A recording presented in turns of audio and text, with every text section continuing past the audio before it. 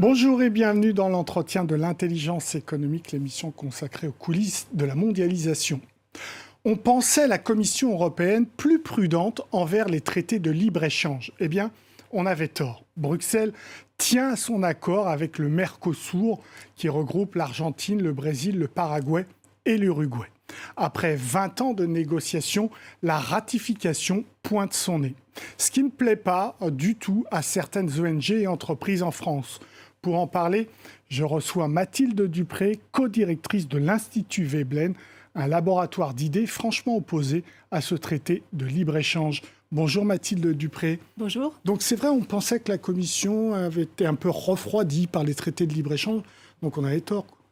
Il y a eu une inflexion dans le discours, mais un peu de façade, c'est vrai, avec la crise du Covid notamment, et là la guerre en Ukraine. Mais finalement, ces traités de libre-échange restent le principal objectif de la DG Trade, la partie de la Commission qui a en charge la politique commerciale de l'Union européenne. C'est quoi leurs arguments ? Les arguments, c'est que la croissance économique viendrait essentiellement du reste du monde et que pour s'y arrimer, il faut continuer à libéraliser les échanges avec les pays avec lesquels nous n'avons pas encore d'accord. Et argument possible aussi sur la baisse des prix pour les consommateurs directs ou pas ?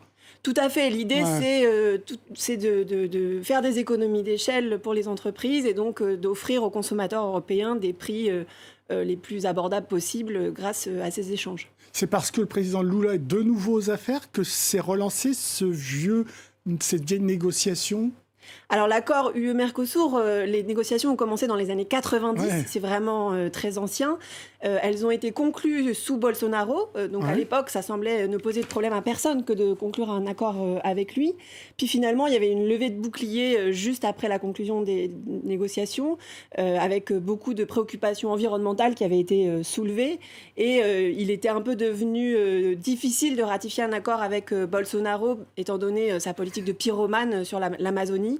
Et donc tout le monde s'était un peu dit qu'il fallait attendre, voir s'il y aurait une alternance politique pour avancer. Alors pour qu'on comprenne bien, un traité de libre-échange avec le Mercosur, ça concernerait tous les secteurs économiques ?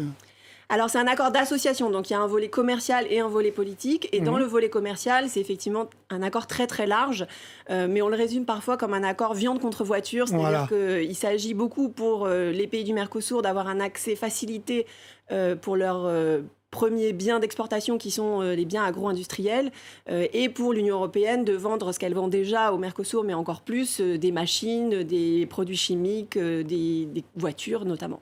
Alors, vous êtes opposé à un certain nombre d'ONG, de politiques en France, d'entreprises en France, de fédérations agricoles. Vous y êtes opposé, pourquoi ?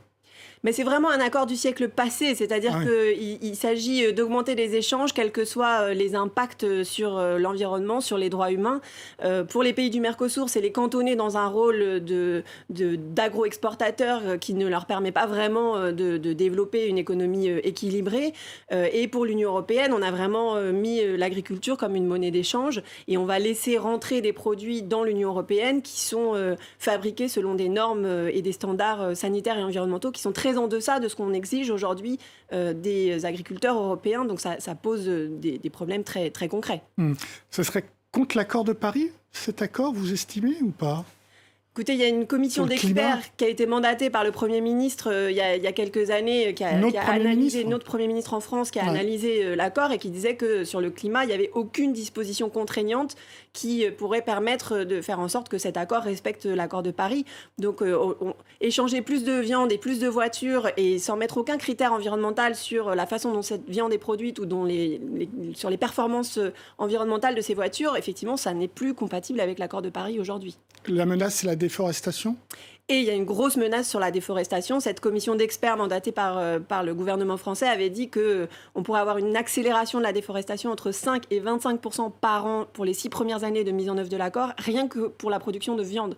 Donc c'est un risque absolument massif. Pourtant, le président Lula, lui, s'engage à protéger l'Amazonie. Alors, de retour au pouvoir, le président Lula revient sur des objectifs qui étaient déjà posés sur la table par le Brésil, mais qui n'ont pas été respectés jusque-là. Et justement, notre rôle, c'est de l'aider à tenir ces objectifs. Et donc, pour ça, il faut certainement ne pas accroître la demande européenne de biens qui sont produits sur des terres en concurrence avec la forêt. Dans cet accord, donc, on commence à le comprendre, il y a un secteur qui pose problème, c'est l'agriculture. Pour l'instant, aujourd'hui, il y a bien de la viande, des céréales brésiliennes et autres qui rentrent dans l'Union européenne, mais avec des droits de douane. C'est ça, le Brésil est déjà un très gros exportateur mondial et il exporte beaucoup de bœuf, de volaille et de soja notamment, et pas seulement le Brésil, l'Argentine aussi et les autres pays dans une moindre mesure. Mais aujourd'hui, c'est vrai qu'il y a des droits de douane importants encore sur ces secteurs-là.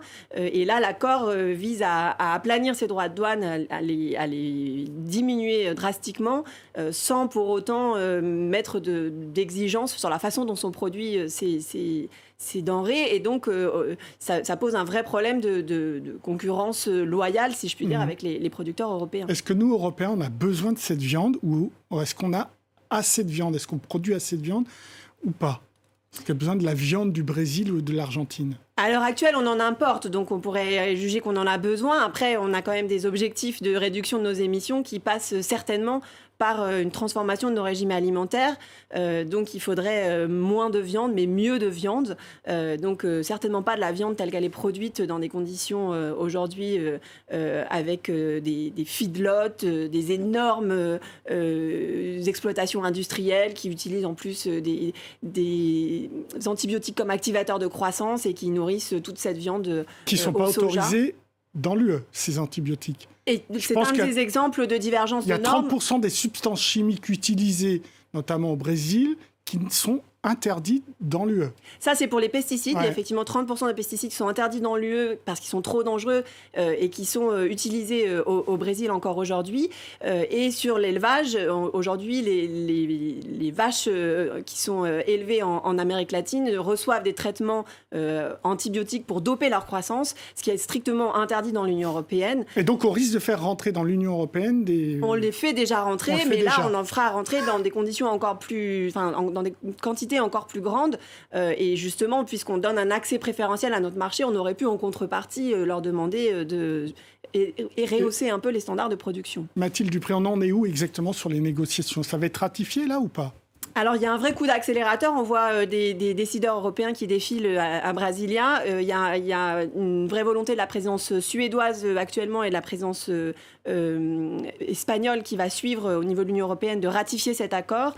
Et il y a, pour ligne de mire, un sommet entre l'Union européenne et les États latino-américains qui se tiendra en juillet à Bruxelles. Et l'idée, ce serait de pouvoir faire une jolie photo ce jour-là avec le paraphage de l'accord, ce qui ne veut pas dire qu'il sera ratifié, parce qu'ensuite, ça doit suivre son cours dans les institutions européennes, le Parlement européen notamment, le Conseil, etc. Vous ne voulez pas que ça soit saucissonné? Ça veut dire quoi, cet accord risque d'être saucissonné? Aujourd'hui, on dit que c'est un accord mixte, parce que c'est un accord d'association avec un volet politique, un volet commercial, qui normalement nécessite l'unanimité au Conseil, la ratification par le Parlement européen, et ensuite une ratification dans l'ensemble des États. Tous les parlements, des 27. Et l'Union européenne craint que ce soit trop difficile de ratifier l'accord de cette façon-là, donc elle voudrait isoler la partie commerciale de l'accord pour la passer à ratification de façon accélérée. Et on n'aurait plus besoin... Uniquement par le trilogue. Alors, uniquement par le Conseil et le Parlement européen, mais surtout au Conseil, plus aucun pays n'aurait un droit de veto sur cet accord si on procédait de cette façon-là. C'est possible ou pas? Enfin, ils peuvent le faire. Mais il y a une bataille juridique d'experts. Normalement, le Conseil, en 2018, avait bien dit que cet accord-là, précisément avec l'accord avec le Chili et le Mexique, devait être ratifié y compris par les parlements nationaux. La Commission essaye de passer outre cette demande. On verra si les États membres laissent faire ou non.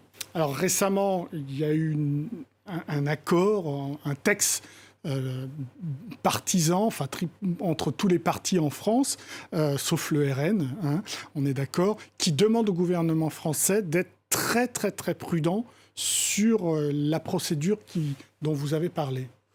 Effectivement, il y a une grande coalition transpartisane de parlementaires qui a déposé un projet de résolution qui n'est pas encore examiné, mais déjà le signe que ce soit déposé de façon conjointe par autant de groupes politiques, c'est un signal très très fort pour le gouvernement, et c'est pour donner du poids au gouvernement dans les discussions à Bruxelles. Après, c'est important quand même de savoir que la France n'est pas la seule à avoir exprimé des grandes réserves. Ouais. La France est il y a d'autres pays qui sont contre ou qui sont au moins méfiants vis-à-vis de ce traité ou pas ? Il y a d'autres pays qui ont fait savoir qu'ils mettraient leur veto à une ratification, notamment l'Autriche, l'Irlande, les Pays-Bas. Il y a aussi une mobilisation très forte du Parlement qui demande au gouvernement de ne pas ratifier l'accord. En Belgique aussi, il y a plusieurs régions qui demandent au gouvernement de ne pas le soutenir.